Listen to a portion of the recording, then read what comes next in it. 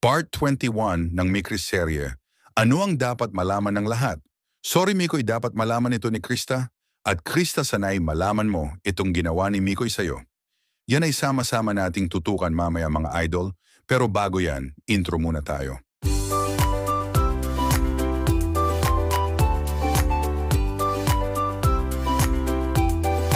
Po sa ating lahat, Kuya Earls. Bago tayo pumunta sa ating main topic, muli nating masaksihan si Idol Mikoy sa kanyang paghaharana sa kanyang honey Krista.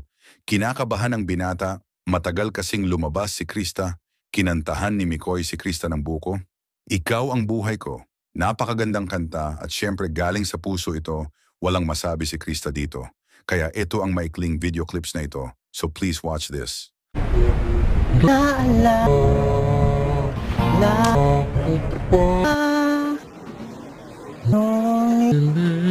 Nililigawan pa lamang kita dadala tuwing gabi masilayan lamang ang iyong mga ngiti at ikaw sasabihan bukas ng alas 7 sa dating tagpuan buo ang araw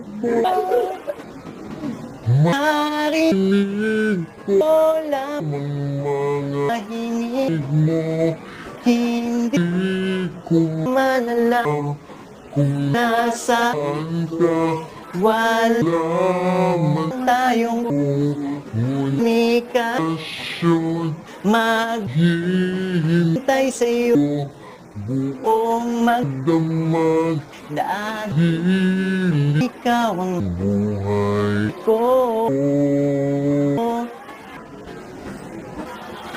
Kung inakala mo ang pag-ibig ko'y bago itagal mo sa bato dumaan man ng maraming Pasko kahit na di mo na abot ang sahig kahit na di mo na ako marinig ikaw pa rin ang buhay ko.